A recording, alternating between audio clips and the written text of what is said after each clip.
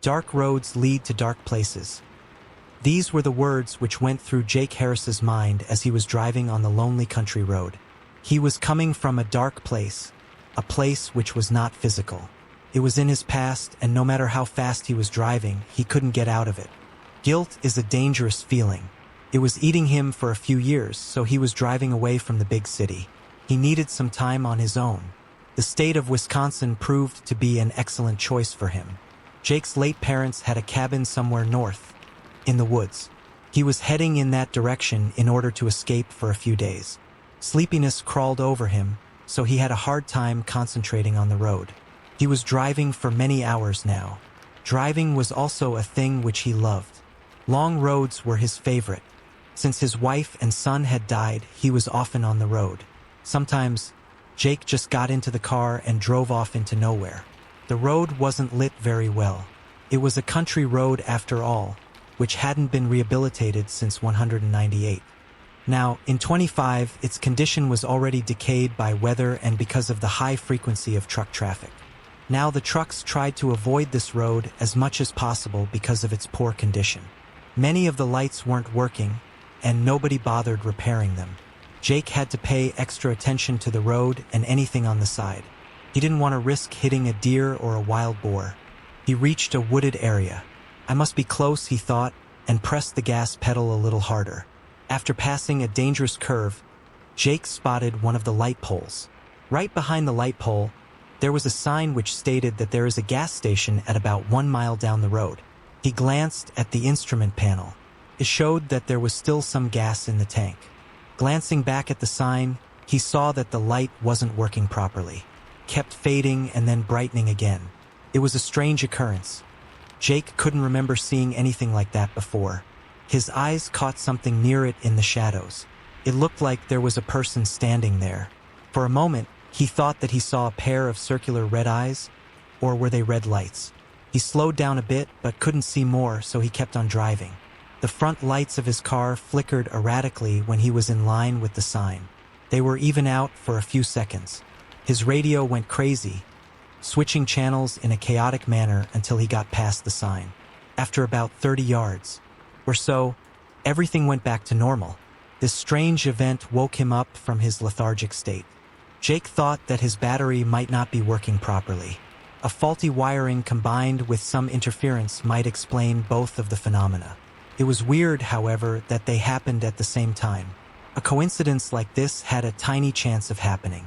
God, I'm tired, he thought, and sped up some more in order to reach the gas station as soon as possible. A few minutes of rest and he'll be on his way. Maybe a cup of coffee would be a good idea. Jake hoped to find a vending machine there. If the strange events won't repeat themselves, then it will be all right to continue. The tired man kept looking around to see if he can spot anything unusual between the trees. He couldn't see anything out of the ordinary. There were only oak and maple trees everywhere he looked. Lush vegetation surrounded the road from both sides. The dark parts made him feel uneasy. He had to slow down and drive with extra care when going through those parts where the lights were out. The gas station appeared. In front of him, it was a well-lit place, but not big.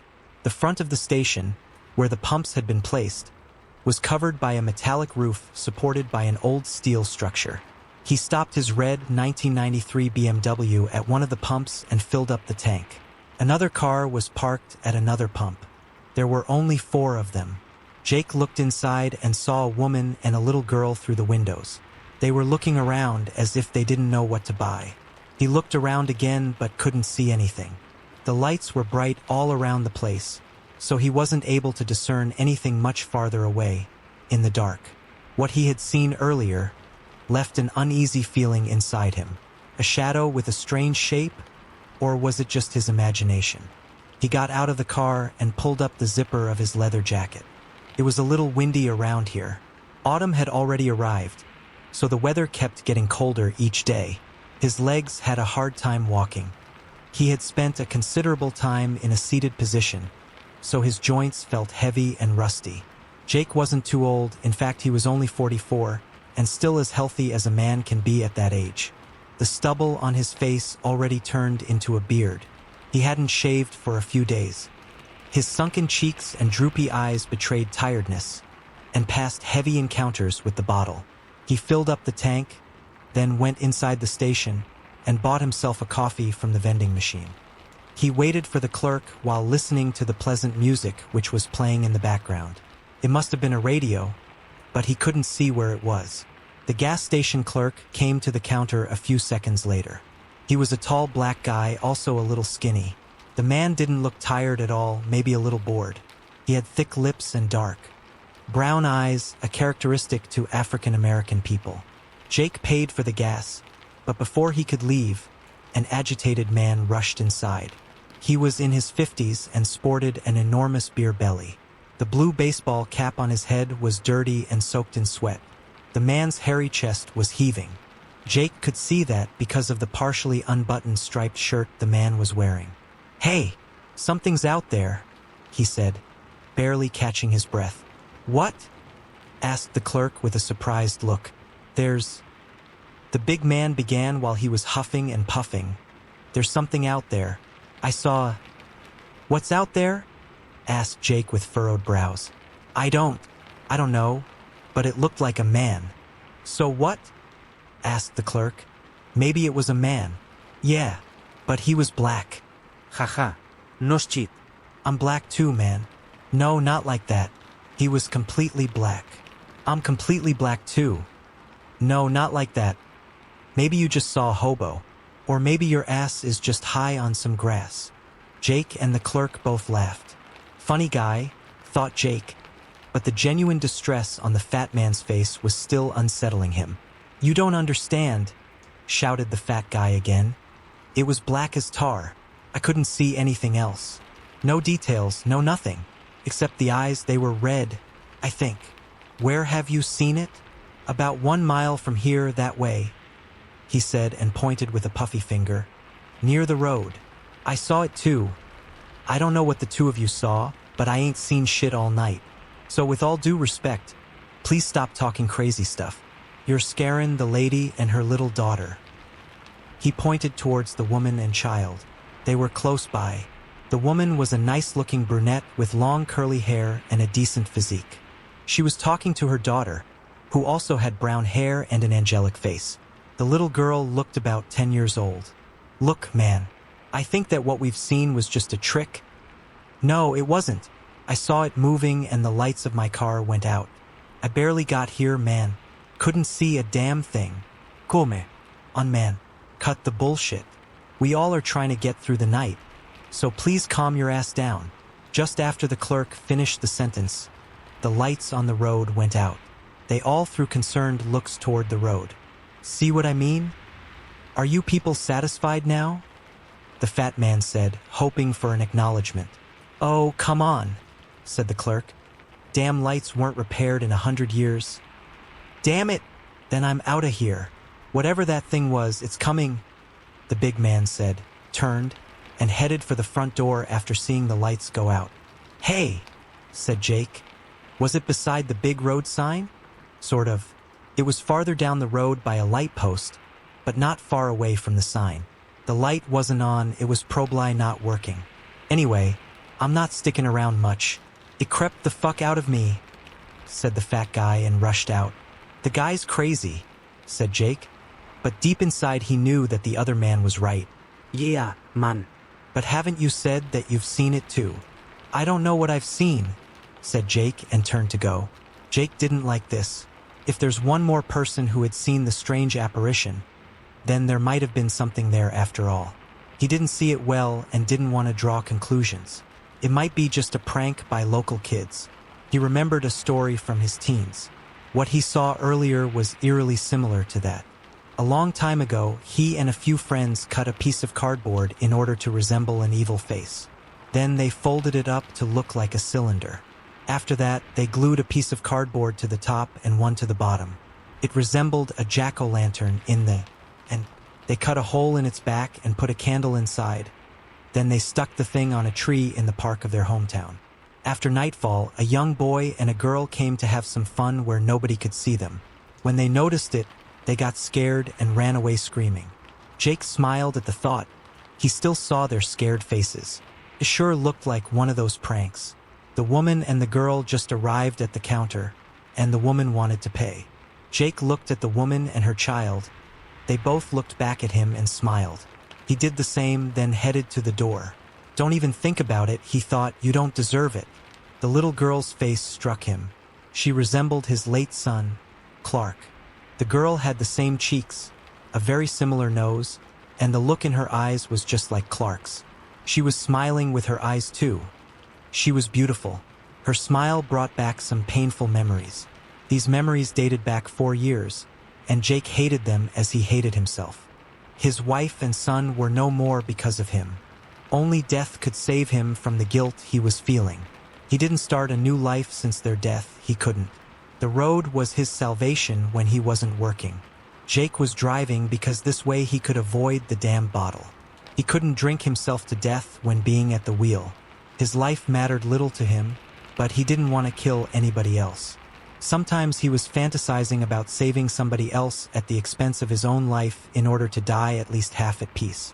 Jake walked out the front door and saw the big guy driving out of the station. He was driving an old pickup truck. Jake was wondering how it was still in one piece and didn't fall apart 100 years ago. The man wasn't hesitating much. He must have stepped on the gas really hard because he was out on the road in no time. The fat man was speeding away in his decrepit excuse of a car with no working lights, and he disappeared behind the trees. He didn't get far, however. Jake heard tires screeching and then a loud crashing noise. The crashing noise was quickly followed by a harsh metallic one, then an elongated scream. Jake couldn't see anything because of the lush vegetation surrounding the station, but he knew it was bad. He rushed back inside right away. "Hey!" he shouted to the clerk. "I think the big guy just had an accident." "I'm coming right away," said the clerk and grabbed a flashlight. He then ran outside right behind Jake. The woman and the child remained inside. The woman didn't want her daughter to see anything related to an accident. Jake reached the fat man's car. It looked like the man tried to avoid something on the road, something he saw too late. The car hit an enormous tree and now lay on the side of the road, smoking. The two men looked inside the car, but they couldn't see the driver. They saw right away that the steering wheel was bloody. It was an old car, so it most likely didn't even have an airbag. Even if it had one, it was obviously not working. They noticed that the right-hand door wasn't where it should have been. It was ripped out of its hinges and was lying about 5 yards away between the trees. The impact didn't look so forceful for the door to be that far away. Even for a wreck of a car like that pickup truck, it appeared impossible. "What the hell happened here?" asked Jake and threw his hands in the air. I du know, man. Ain't no sign of the fat dude. They looked around the car and under it. The men even searched the surroundings, but they found nothing. Jake's guts were twisting and turning. The sight of the red-eyed shape came back to him. If it were only for him to see it, it would have been fine. The really unnerving fact was that the fat guy had also seen something and even closer to the station. What if that thing reached the station? Maybe the road lights turning off were a sign that it was here. "It's a mess, man," said the clerk, looking confused. "Yeah, but where the hell did he go?" "Yo, I don't know, but let's not just stand here. I'm gonna call emergency." "That's a good idea because I heard a scream and that door. Something took him." Yeah, man. "Something big," said the clerk, and his eyes were open wide in amazement. "But I ain't gonna wait here to see it. All right, let's get back inside." The men were heading back towards the station, but right before turning from the main road onto the driveway, they met the woman and her daughter. "Hey, what are you doing?" "It's not safe here," said Jake, but saw that both of them were trembling. "Mister, the lights went out," said the girl and pointed towards the building. "Yeah," continued the woman. "We thought it was strange, so we came outside. We didn't feel safe inside." "We heard something," said Clara. "Yeah," continued her mother. "There were sounds coming from the back." "All right," said Jake. "Let's get back first, then we'll see." They all went back to the station. The clerk was in front with the flashlight. The girls were behind him and Jake in the back. For a short time, he turned and walked backwards. He kept his eyes on the road but couldn't see a thing. The night was still, and nothing moved on the moonlit road. Not a car passed since he arrived. It really seemed an abandoned road. He was wondering why the owner of the gas station hadn't gone out of business. It seemed sure that the owner made little money out here. Jake turned and found himself staring at the woman's hips. He liked how they swayed. She wore tight jeans, which accentuated her curves. A thin jacket made of some material which resembled leather covered her upper body. A beautiful woman, thought Jake again, then looked away in distaste. The distaste was for him because he began fantasizing about some woman while people were dying. In the end, he thought primal urges always win. "My name is Curtis, by the way," said the clerk without turning. "I'm Jenna," said the woman. "And this is my daughter, Clara. Not the best circumstances to make friends." "Huh, definitely not. I'm Jake. Nice to meet you." "I'm gonna check the breaker panel out back," said Curtis. "All right, Curtis. I'm staying here with the ladies." Curtis went around the building, and Jake remained with Jenna and Clara. The little girl was hugging her mother. Jenna was keeping her hand protectively over Clara's shoulder. Jake crouched in front of the girl and smiled comfortingly at her. She smiled back. "How old are you, Clara?" "I'm 10, she replied in an uncertain voice. "Well, Clara, me and Curtis are gonna find out what is happening and then—" He couldn't finish because there was a loud curse coming from behind the building. "Motherfucker!" It was Curtis. "Stay here," said Jake. "Don't drive away because we don't know what's out there." Jake ran after Curtis and found him frozen with a blank stare on his face. When he turned toward the breaker panel, he saw what frightened the clerk. Blood and brains covered the panel and surrounding wall. The fat guy's body was on the ground near the panel. His face was gone, along with about half of his head. Now they understood why there was no light at the station. The thing that took the man from his pickup truck brought him here and bashed his head into a bloody pulp on the breaker panel, which got damaged. "What the hell?" asked Jake. He couldn't say anything else. "This is why we got no electricity. Panel's broken.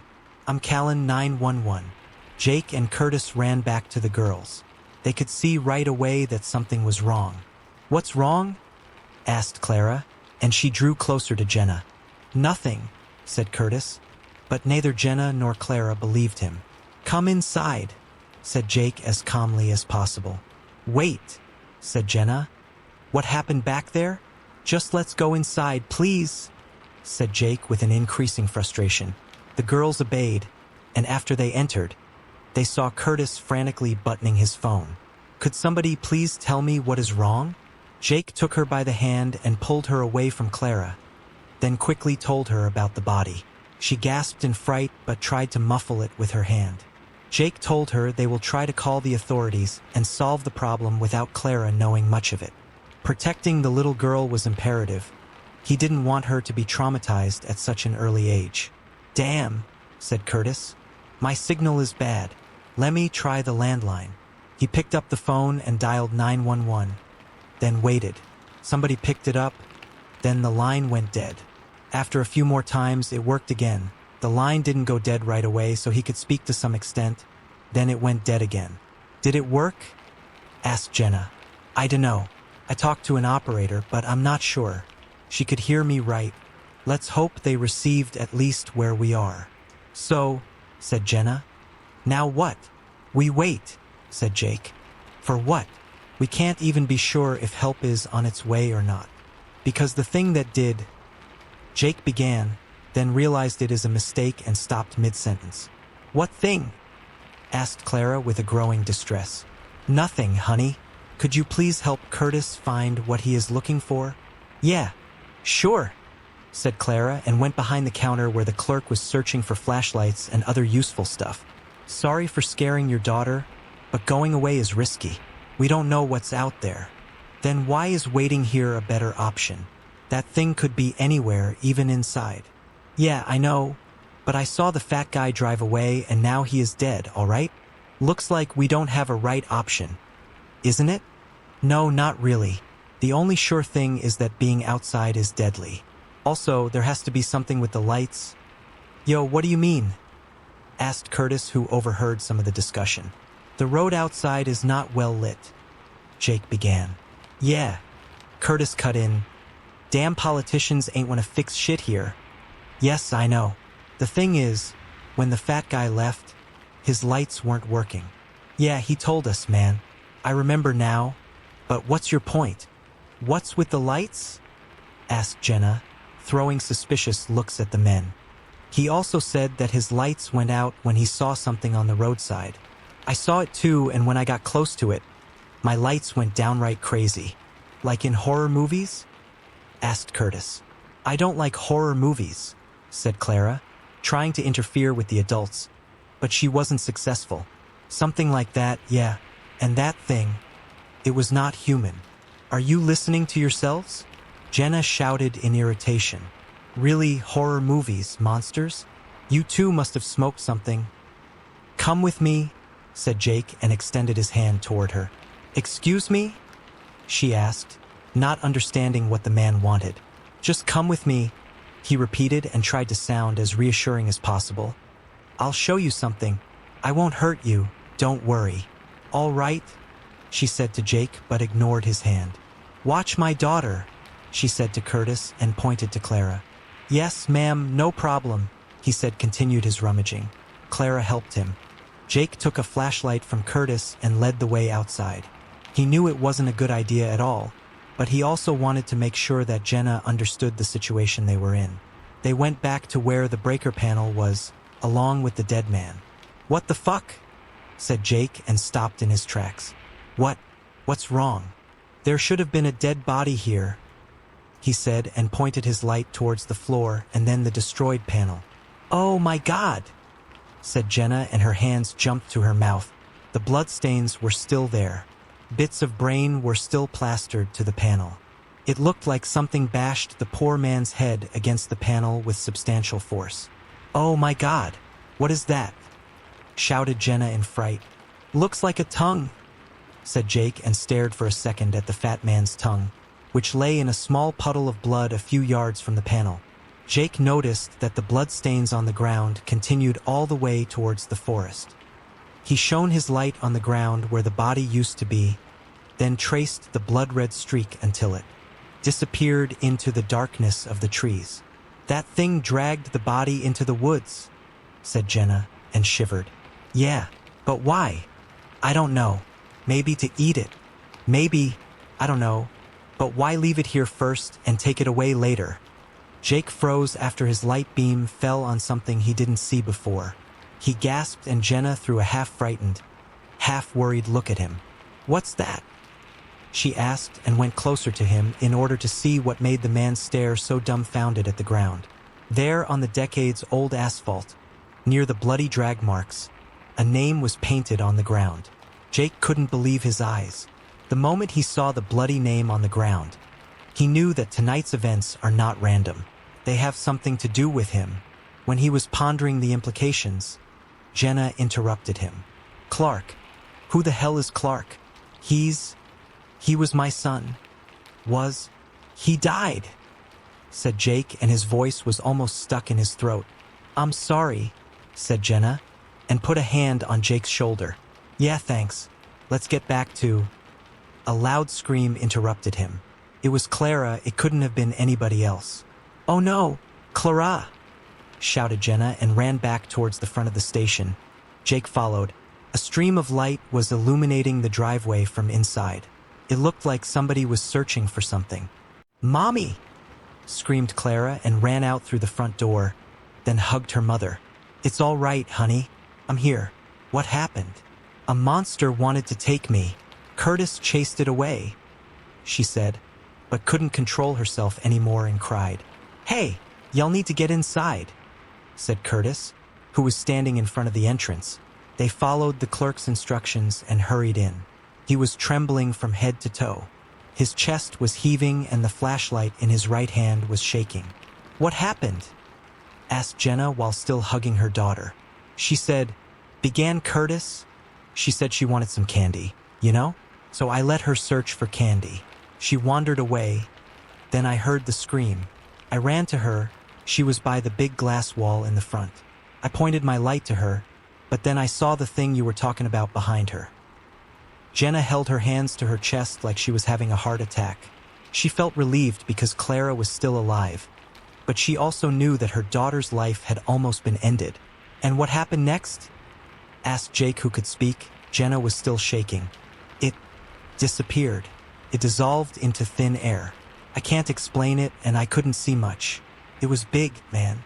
The light, said Jenna after waking up from her stupor. The light made it go away, like you've said before. Will the monster come back, Mommy? Asked Clara, still with tears in her eyes. I don't know, honey. All I know is that we will not let it hurt you, all right? The girl just nodded, then buried her head into her mother's shirt. She didn't want to let her go. Jenna really wanted to protect her daughter. What kind of mother wouldn't? The problem was that she didn't know how. She had to rely on the two men who were as lost as she was. Yeah, concluded Jake. It doesn't like the light. That's why it took out the breaker panel, and that's why it could scare the fat guy. His lights were not working. Yo, the fat dude said his lights went out when he passed the thing on the road. You passed it too? But your lights are working, right? Yeah, I think so. When I passed the thing the first time, my lights flickered and my radio went nuts. It all returned to normal after I got farther down the road. How come that your lights were still working? Jenna asked. I don't have the vaguest idea. Your lights were okay when you were on the road. Yes, but I came from the opposite direction. Okay, replied Jake. We don't know what the hell this thing is, so we better make sure that we are surrounded by light all the time. How many flashlights do we have? We have 4, said Curtis and pointed to the counter. One is mine, the other is yours, and we still have 2 extra. Jake took one of the lights and gave it to Jenna. She took it and looked in his eyes with compassion, but also some hope. Jake seemed to her like a man who could save her and Clara. Not that Curtis seemed less capable to her, but she saw something in Jake. She didn't know for sure what it was. Maybe she saw in his eyes that he wouldn't hesitate a second in order to save them. Hey, Curtis, said Jake. Have you seen anything unusual here lately? Anything which might explain all this? Yo, I'm working here for a month or so, and I'm sure as hell ain't seen any crazy shit going on around here until your weird ass showed up tonight. Jake lowered his head. He was thinking, maybe these events are truly tied to him somehow, but he couldn't understand how. I don't know, Curtis. Let's just get through the night. Okay? Let's do it, man. Hopefully our batteries are gonna last. Aren't you selling flashlights here? Asked Jenna, perplexed. No, ma'am. This was the same question I asked the boss when coming here to work. He said that he plans to sell them in the future, but not yet. Business strategies, you know, or the lack of them. Jenna cut in. Shit, Jake exclaimed after their flashlights went out. Darkness enveloped them, and they felt icy fingers crawl up their backs. Clara hugged her mother more tightly. The two men tried with desperate moves to restart the lights, but it was futile. Just when they thought that it will be over, they heard sirens. Soon, a police cruiser turned onto the driveway, with its blue and red lights whirling around. The people inside the station sighed in relief. Finally, they have been rescued, and the ordeal was over. At least this is what they thought. Better stated, this is what they all wanted to be true. The car didn't get too close because its siren and lights went dead in an instant. The driver tried to restart the engine a few more times but wasn't successful. He also tried the radio, but it was dead. Jake opened the front door and was heading out to meet the police officers, but then halted in his tracks. To his right, between the tall bushes, he saw something moving. At first, he thought that it was the wind, but no, it had an abnormal form. A tall, dark shape emerged onto the driveway. It had no visible features, only an outline. Otherwise, it was complete blackness. Outside was dark, but the visibility was still acceptable because the sky wasn't clouded. The faint moonlight somewhat illuminated the surroundings. Other than that, there was nothing else. No lights were working, but the sheer blackness of the creature was still obvious. It looked tall, about 8 or 9 feet, and had wings. They resembled the wings of a bat, only much larger, and they were retracted. The creature also had 2 horns jutting forward from its forehead. which then curled upwards. Jake couldn't see any facial features. Its hands were long and ended in thin fingers with pointy claws. The creature's legs were like that of a bird or a bat, digitigrade but with long fingers and claws. The only feature which stood out of the blackness were the eyes, round and red, positioned in front of the face like those of humans. They were looking straight at the cruiser. Jake told the others to stay inside, and he began signaling the officers to watch out. He was waving both his hands frantically and shouting. He knew that this was the most idiotic thing he could do, but didn't want to have more people on his conscience. His wife and son were enough for him. "Watch out! To your left!" he bellowed and pointed to his right. The creature was already marching towards the car. Those inside surely noticed Jake's signaling and the approaching menace because both front doors were opened with force. The driver couldn't get out because as soon as the door opened, the black thing made a tremendous leap and landed beside the car. This was when Jenna took her daughter and rushed to the back of the station. She didn't want her to witness anything of what was going to happen. "What the fuck?" came the panicked shout from the police officer as the creature grabbed the door and ripped it off like it was nothing. From the passenger side, a female officer jumped out and fell on her, but while screaming in terror. Her colleague, the driver, managed to somehow pull out his sidearm and began firing. It didn't matter. The thing was not even flinching as the bullets went through it. Jake assumed that the shots couldn't have been off-target because of the distance between the shooter and the monster was only about 6 feet. Jake was standing there transfixed as the black thing with raging red eyes got hold of the police officer, yanked him out of the car, and then with a terrifying roar spread its wings. It was one hell of a sight. The creature's wingspan was at least of 10 yards, maybe even more. The police officer was alive and screaming, but he couldn't do much against the winged darkness. It jumped up in the air. Then, with a mighty flap of its wings, it got even higher. Then, with each consecutive flap, it got further and further away until it disappeared into the night sky with its prey. "Come here. Hey, officer." Jake was trying to get the attention of the policewoman who was still lying on the ground. She looked at him, and Jake saw fear in her eyes. Maybe she's in shock, thought Jake, and went to her. He was right. The officer's look was lost and confused. Her eyes showed panic. Jake extended his arm, and only after calling to her a few more times did she wake up from her stupor. "Come with me," he said. "It's not safe here." "They all are right," she replied, but could barely speak. He helped her get inside the station. When Jake opened the front door, a beam of light hit his face, and he had to wince. "What's that?" he said and put his hand in front of his face. The other one was around the waist of the shocked woman. "Sorry," said Curtis while fiddling with a flashlight. "Looks like the flashlights are working again. What the hell was that thing, man? I can't believe this shit." "Me neither, but I don't know what it was. It looked like a bat straight out of hell." "Are we going to survive this night?" asked Jenna and glanced questioningly at Jake, after emerging with Clara by the hand. He only sighed. He didn't have an answer for that. After witnessing the formidable abilities of whatever the winged thing was, he wasn't sure at all if they survive. Deep in his guts, he felt that they can't fight this thing, and neither can they run away. Jake put these thoughts aside and wanted to do something. The sight of the crying little girl and the look on her mother's face broke his heart. "We have to do something, man," said Curtis in a desperate voice. "Yeah, I know. I'm thinking," replied Jake. "All we know so far is that its weakness is light, and it can interfere with electronics," said Jenna, trying to begin a train of thought. "Yo, that's right. Problem is that we need electronics to have lights," continued Curtis. "I sure ain't starting no campfire here." "Okay," Jenna replied. "But what about a generator? Don't you have some kind of backup generator for emergencies?" "I don't know. As I said, I'm working here for a month and they didn't show me much when I started." There is a generator," said the policewoman in a shaking voice. The others just looked at her without saying a word, like she was some kind of alien. They almost forgot that she even existed. She was young, close to 30, but not yet there.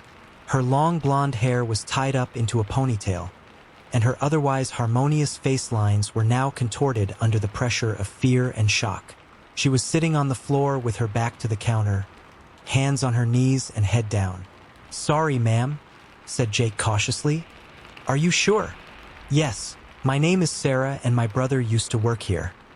He had told me he had to use the generator once because of a power outage. And do you know where it might be? 'Cause I ain't seen it round here. Somewhere in the back. I don't know. It might be in the equipment room. Go check." "All right, I'm gonna check it out."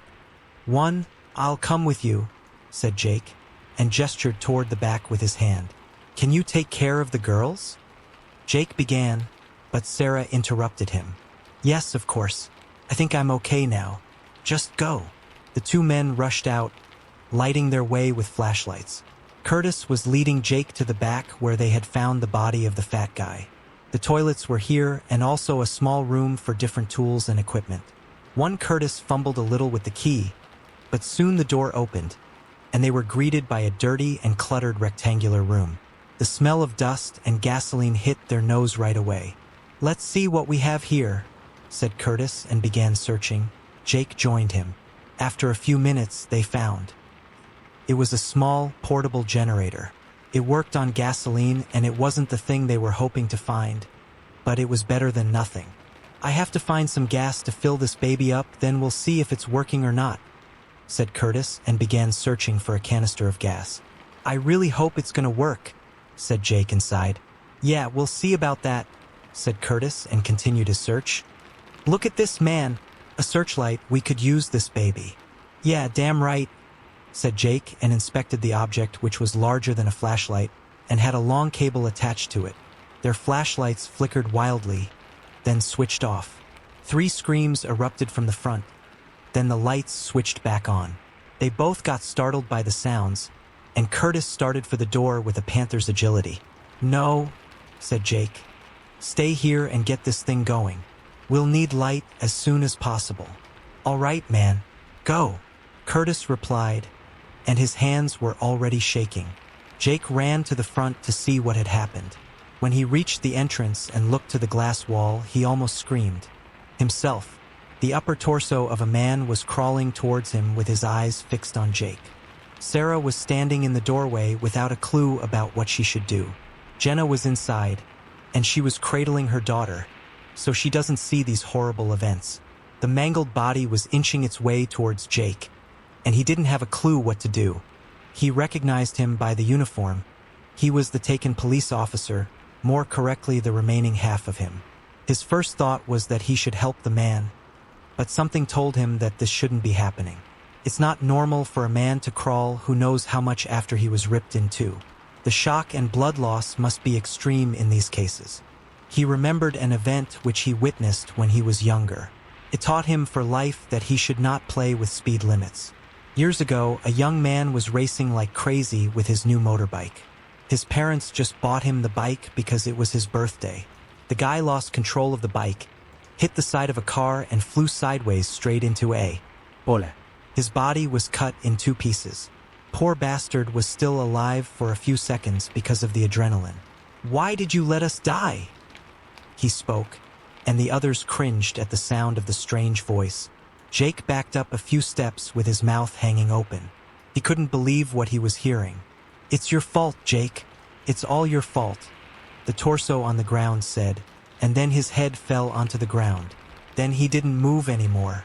Jake kept looking at the corpse, then to Sarah, who was still standing in the doorway. Her face showed bewilderment and fright.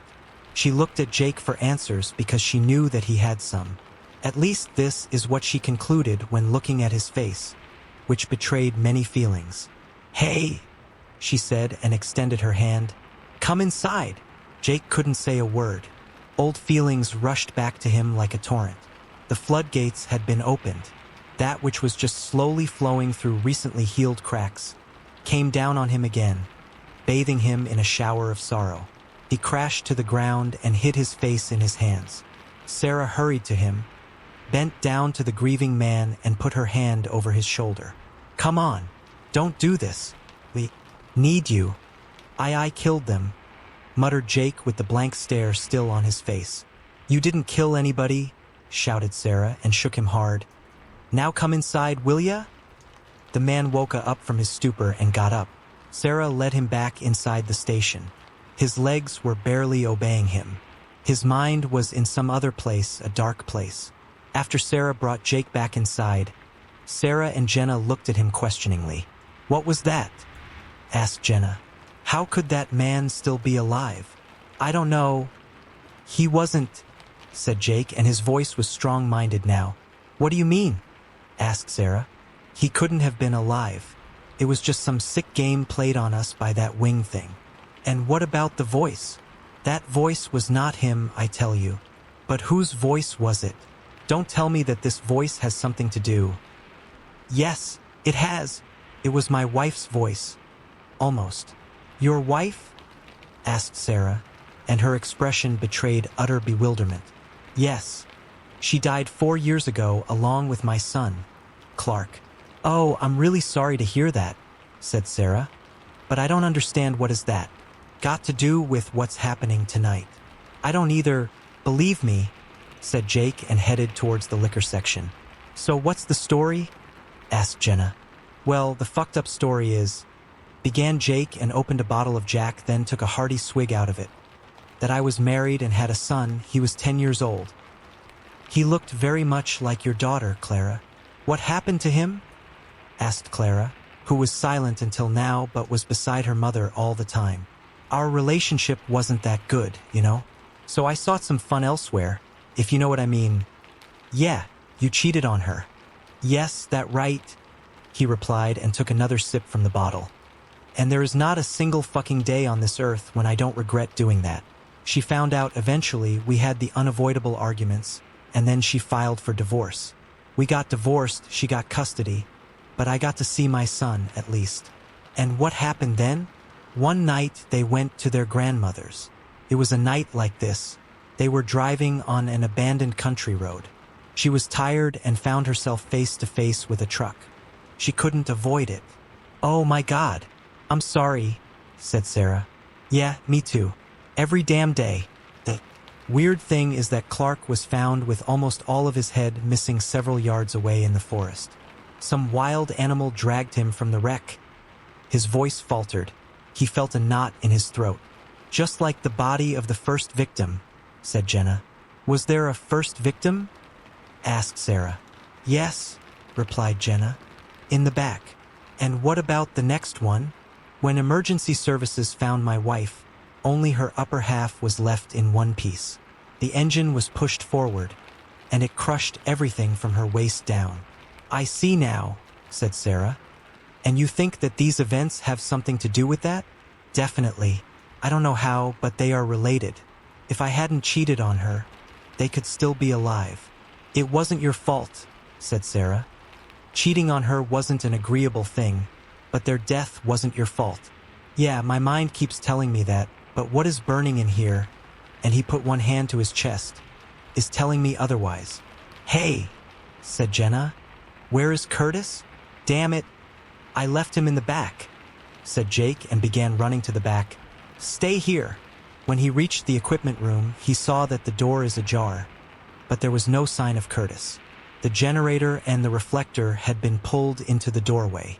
It looked like he was trying to get it to the front, but then something happened. "Damn it!" he shouted and began searching the surroundings for Curtis. His heart was racing. He didn't want to lose Curtis. In fact, he didn't want to lose anybody. He wanted to make sure that they all survive, but it seemed that it is not a plausible task. Jake kept calling for Curtis, but no answer came. Only the eerie sounds of the night greeted him. Crickets were chirping endlessly in the forest. From deep within the woods, an owl hooted. The harbinger of death, he thought briefly. Is this his destiny? One minor mistake and then only pain and suffering? He didn't deserve this, he thought. Not this much, at least. Others shouldn't pay with their lives just because he was stupid once. Having had no success in finding Curtis, he took the generator and the searchlight and took them to the front. When he reached the front door, the women already knew that Curtis was gone. "Did you find him?" asked Sarah. "No, there's not a single sign of him." "Oh no," whimpered Jenna. "Are we going to die one by one?" "Mommy, I don't want to die," cried Clara. I'm sorry, I didn't mean it, Jenna said. Mommy is just scared. That's all. We will figure something out soon, and we'll go home. All right? We really have to do something, said Sarah. Because this thing is going to kill us all. I don't want to scare anybody, but we have to get out of here. Yeah, I agree, said Jake. But what the hell can we do? We don't know where that thing is, and we don't know how we can stop it. Let's start the generator so we have some light, said Sarah. And then we wait until morning. I have no better idea. All right, replied Jake. I'll try to start it. He took the generator farther inside and switched it on. It was working fine. He then connected the searchlight to the generator. After switching it on, a bright light filled the place.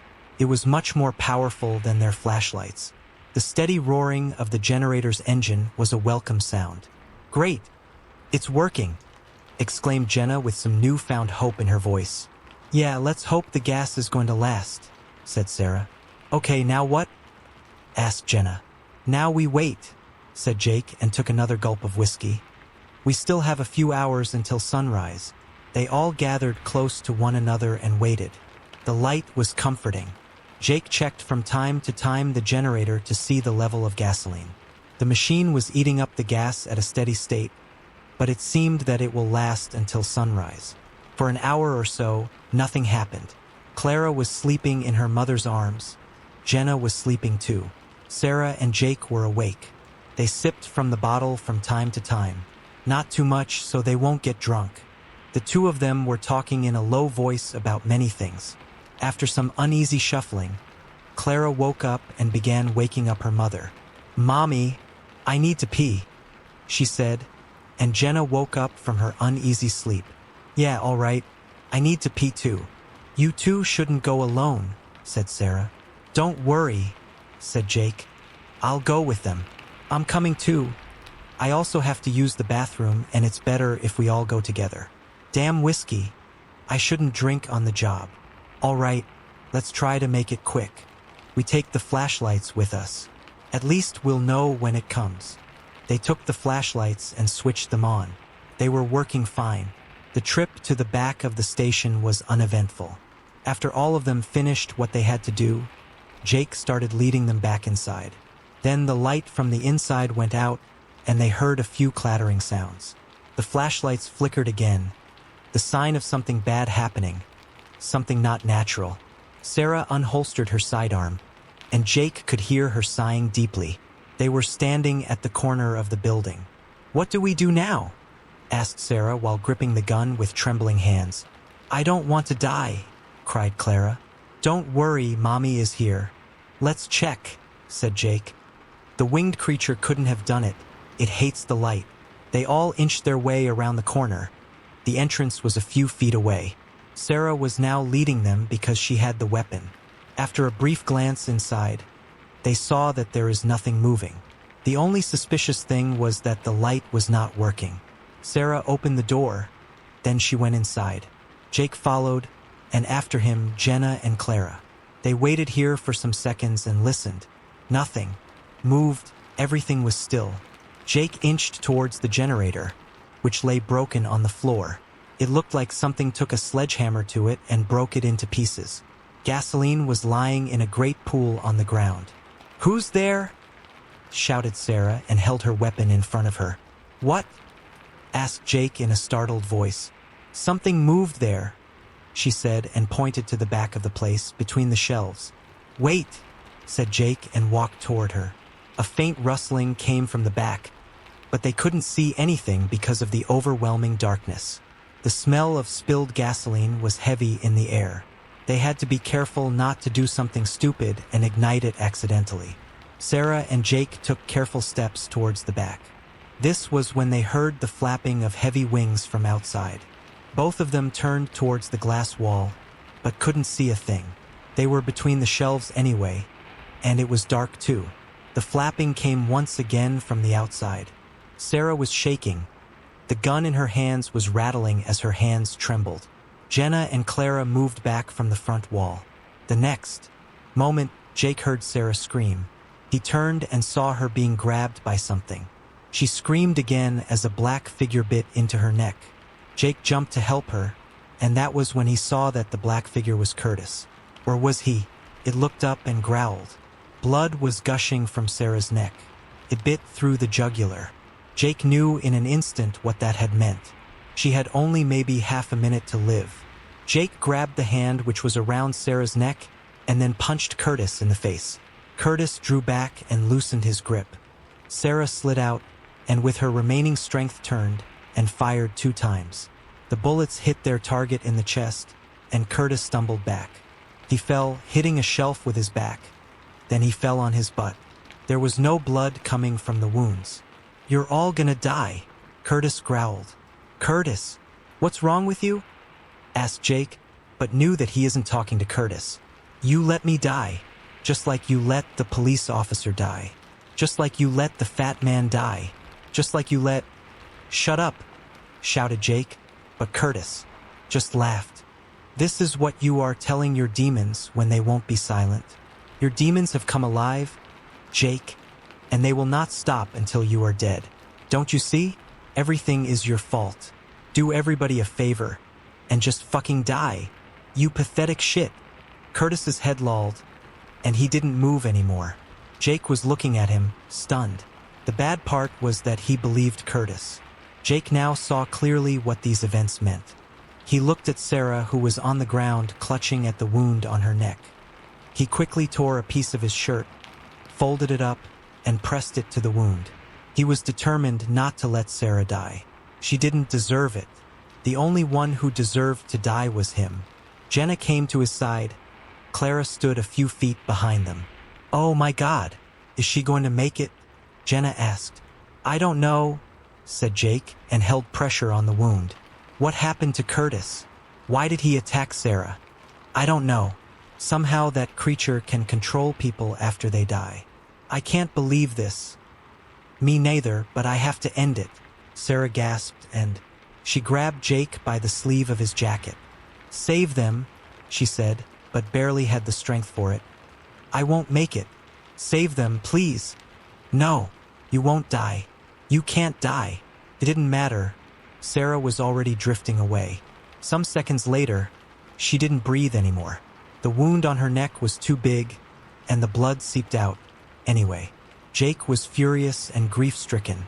Is all this really his fault? How can that be? All this because of a past mistake? He took Sarah's sidearm from her lifeless hand and checked it. It was a revolver, and it still had 4 bullets in it. After checking her pockets, he found some more bullets and replaced the 2 missing. He looked at Jenna and then to her daughter. These 2 will make it out alive, he thought. He will do everything in his power to save them. "What are you going to do?" asked Jenna. "I'm going to end it," said Jake without hesitation. The gasoline which had flown out of the generator gave him an idea. He went to one of the shelves and grabbed some duct tape. Jake also searched for some matches and soon found them. They were cheap and the stock was plentiful. He then went out to one of the pumps. After a quick glance around, he took one of the hoses and began sprinkling gasoline all over the place except the entrance. Then he taped the lever to the handle so the gas could flow without him holding the hose. He threw the thing on the ground, then went to Jenna. "That thing will come eventually. I think that it wants to finish what it started." "And what are you going to do?" asked Jenna with tears in her eyes. "I prepared a surprise for it," said Jake and pointed towards the flowing gas. "When it comes, you 2 run as fast as you can. And what about you? That thing won't stop until I'm dead. I have to face it before it hurts you or your daughter.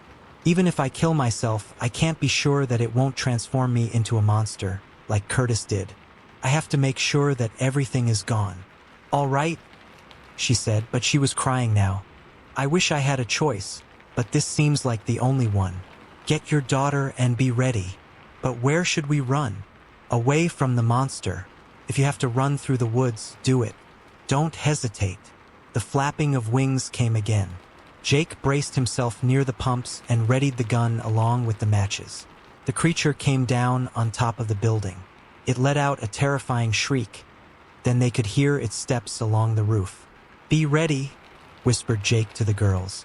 They just nodded and waited beside the front door. The creature was taking its time. The steps sounded carefully calculated. Jake's heart was beating like it wanted to jump out of his chest. The girls were terrified, but eager to get the hell out of there. The creature jumped down from the building beside the girls. They both screamed and ran. When the creature wanted to dart after them, Jake pointed the pistol at it and began firing. "Hey, here I am. Come and take me, you ugly bastard." The monster turned and stared at Jake with its red eyes. This was when Jake really understood what had happened. It not only had something to do with him, it was him. All the grief and pain he had felt since the death of his wife and son came to life somehow. The monster had wanted him here. This is why his lights were still working when he had arrived. It was playing with Jake. It was feeding on his guilt. Jake didn't understand how this was possible, but it had happened, and it killed more people. He fired a few more shots, but they didn't hurt the monster. It got closer and closer. Jake saved the last bullet for himself, then glanced behind him.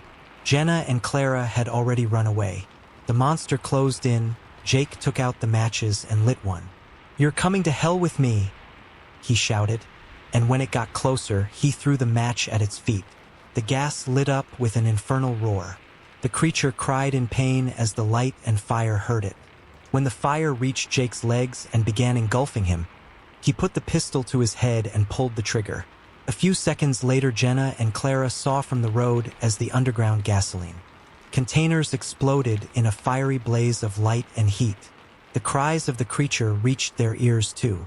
They saw the creature's blazing body rise from the flames and dissolve in a few seconds into thin air.